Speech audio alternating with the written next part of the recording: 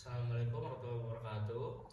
Perkenalkan, saya Muhammad Adal Afila dengan NIM 104012300044 dari kelas MB 4704. Di sini saya akan menjelaskan tentang soal nomor 1 dan nomor 3 dari tugas besar proyek IPK 2.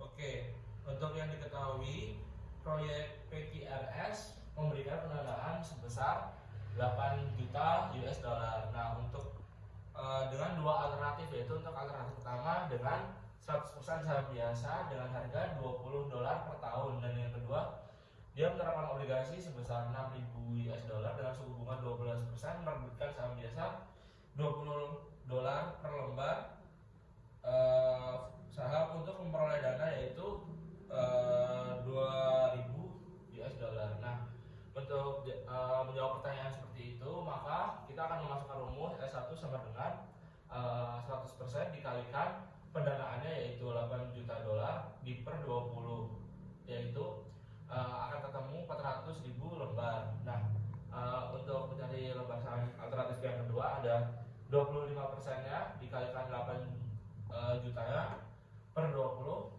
maka akan ketemu 100.000 lembar saham. Nah, selanjutnya kita akan mencari kupon. Untuk kupon kita masukkan saja 75% dikalikan dari pendanaan, yaitu 8 juta, maka akan ketemu kupon tracknya, yaitu 720 ribu lembar. Nah, selanjutnya ada kita akan mencari EPS dengan rumus X dalam kurung 1 min T dalam tutup kurung per lembar sahamnya. Untuk EPS 2 ada X kurangi kupon dalam tutup kurung dikalikan 1 kurangi T tax atau pajak tutup kurung per lembar saham, yaitu lembar saham kedua. Nah, mari kita mencari EPS 1 dan EPS 2. Nah, untuk EPS 1 sendiri kita masukkan saja X dalam kurung 1 dikurangin taxnya, pajaknya, tutup kurung per S1 atau lembar saham. Nah, yang kedua ada X dikurangin kupon, tutup kurung, buka kurung lagi, ada 1 dikurangin taxnya, terus tutup kurung di per lembar saham yang S2 atau alternatif 2, lembar saham alternatif 2. Nah, maka masukkan angka-angka yang tadi sudah kita cari di awal. Selanjutnya akan ketemu X per 4 sama dengan dalam kurung X min 720.000, maka kita pindah ruas. Setelah itu 4X pindah ruas ke kiri, maka 4X min 3X sama dengan min 4X min 3X sama dengan min 2.880 sama dengan X-nya, yaitu 960.000. Kenapa X-nya 960.000? Karena minus ketemu minus kita substitusikan jadi plus. Nah, selanjutnya kita substitusikan EPS-nya dengan cara 960.000 di dalam kurung 1 min 30% tutup kurung per 400.000, maka yang ketemu adalah 1,68. Maka hasilnya adalah X 960.000 dan Y-nya adalah 1,6.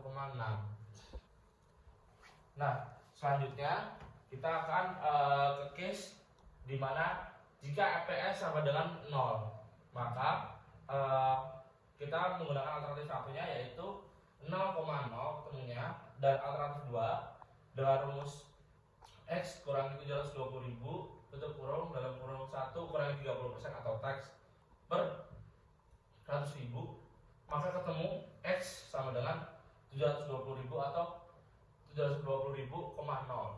Langkah selanjutnya kita akan menggambar grafiknya. Untuk grafiknya tadi untuk X 900.000 ada di 1,6. Maka kita tarik garis seperti berikut.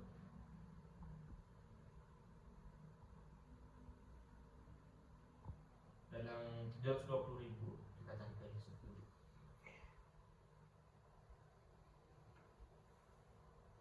Nah, maka ketika kita sudah gambar, kita sudah menemukan EPS-nya, yaitu ini EPS 2. Dan ini EPS seperti inilah grafiknya.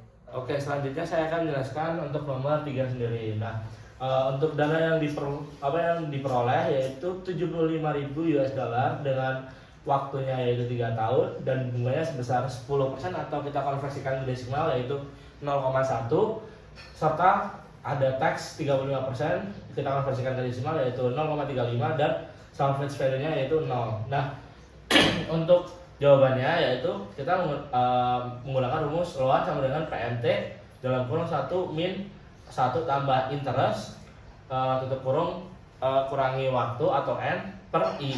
Nah, selanjutnya kita masukkan saja data yang kita ketahui ke dalam rumus tersebut yaitu 75.000 sama dengan PMT dalam kurung 1 kurangi I tambah 0,1 tutup kurung min 3 per 0,1.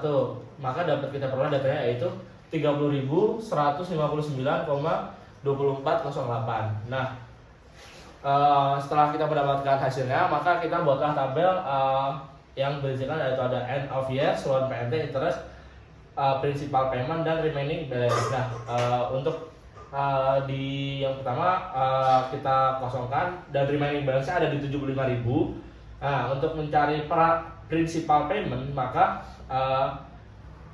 kita tinggal kurangin saja 75.000 kurangin ini maka ketemu remaining balance-nya yaitu 52.000.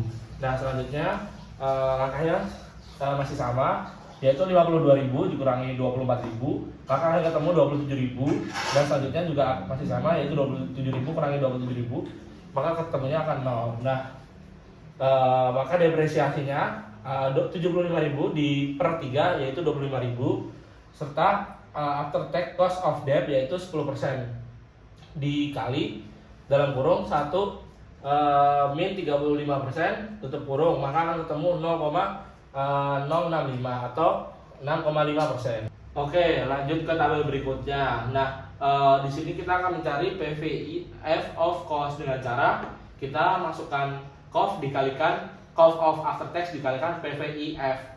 Nah, 18.784,2408 dikalikan 0,9389 maka akan ketemu 17.651,5511. Nah, begitupun dengan bawahnya dan yang end of year yang terakhir yang tahun ketiga. Maka hasil akhirnya akan kita jumlahkan maka akan ketemu 51.839,1688. Nah, setelah itu kita akan mencari leasingnya, list PMT.